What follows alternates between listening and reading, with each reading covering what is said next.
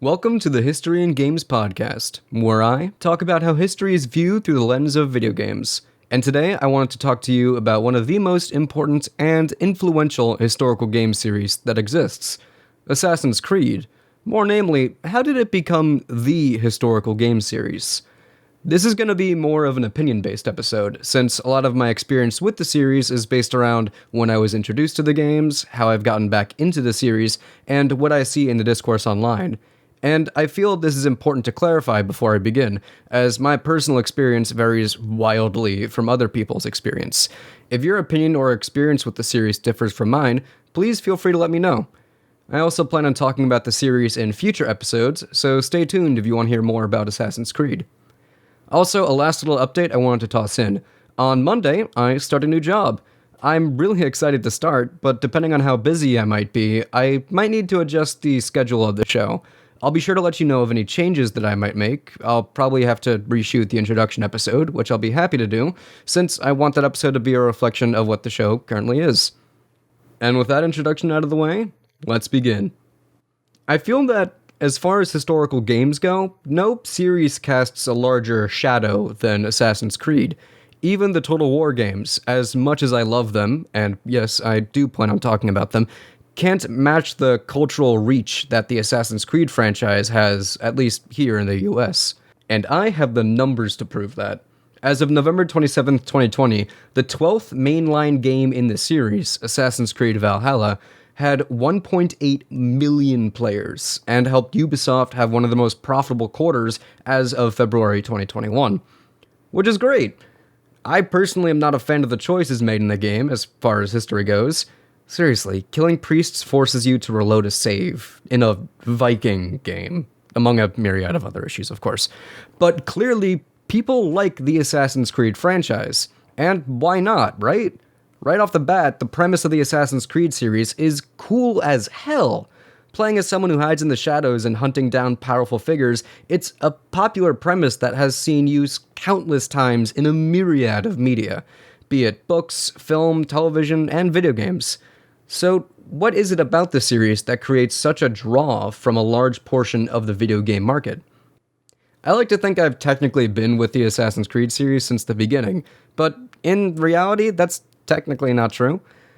Back when I was in middle school, circa around 2007, I had a friend who had an older brother, and this basically meant that my friend had access to a bunch of games that a middle schooler probably shouldn't have had access to, including the first Assassin's Creed.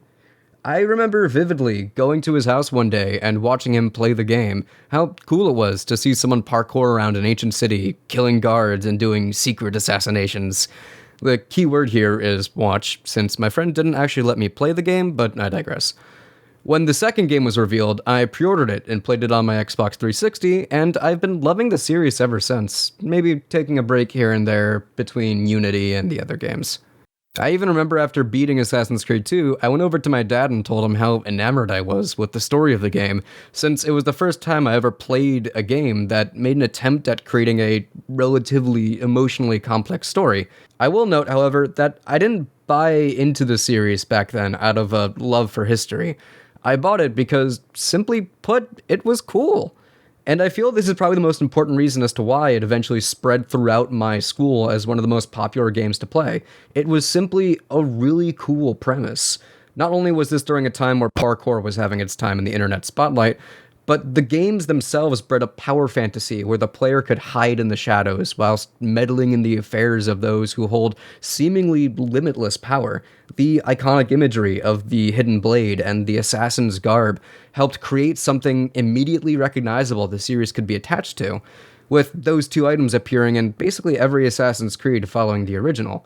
The series simply had that cool factor that really appealed to me and my classmates, and while I love the series now for its work in showcasing historical settings, as a young adult, I definitely bought into it mostly because I thought the guy with the white and red cloak was cooler than I'll ever be.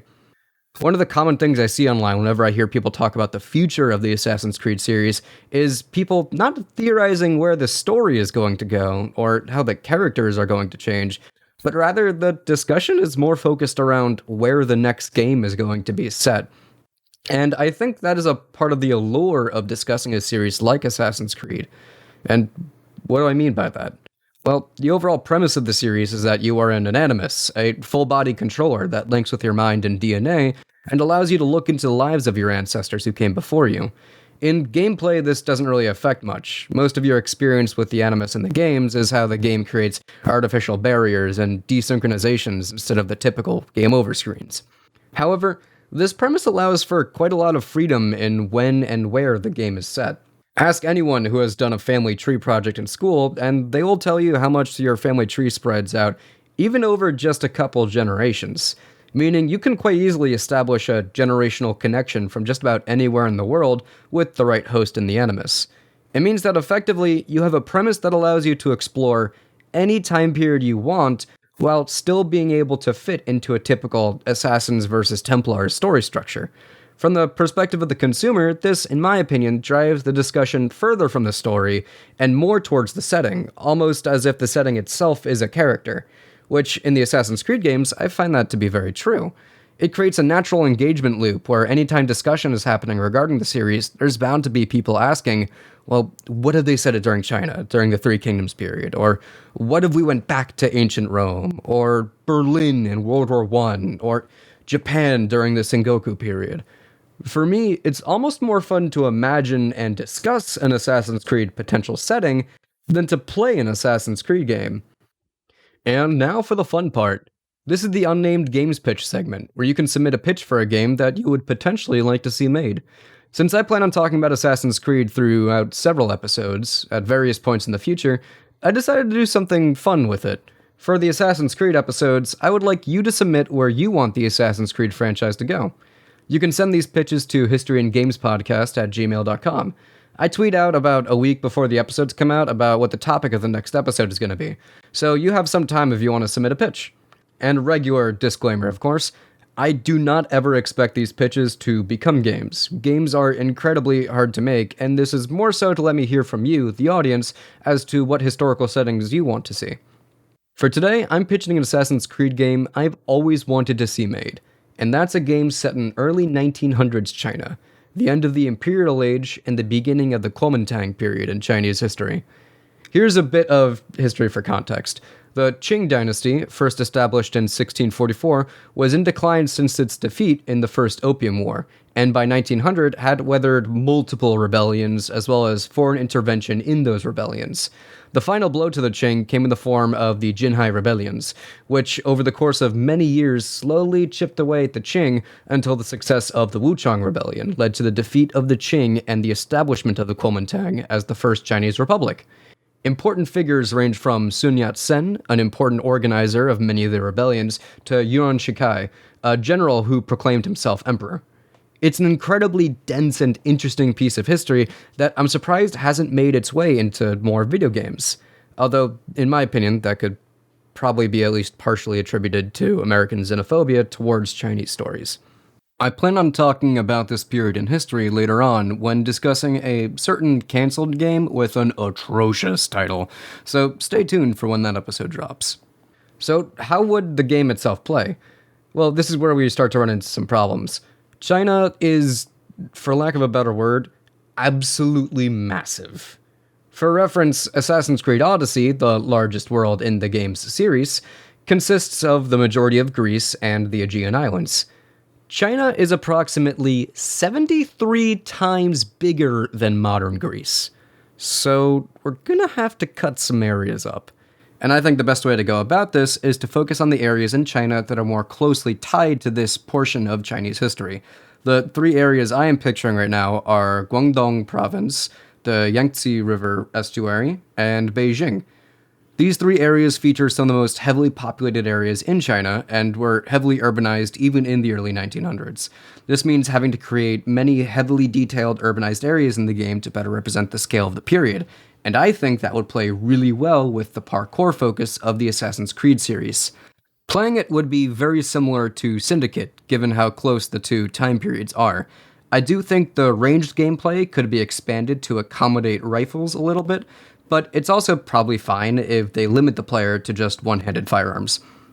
I don't think this is a setting that benefits from the current style of Assassin's Creed gameplay. That being, hitbox-based attacks, since I feel that favors the more melee-focused settings. However, I doubt that Assassin's Creed would ever go back to the old style of gameplay, so that's more of a wish than anything else I have here. I would love to see explosives and guerrilla combat explored more.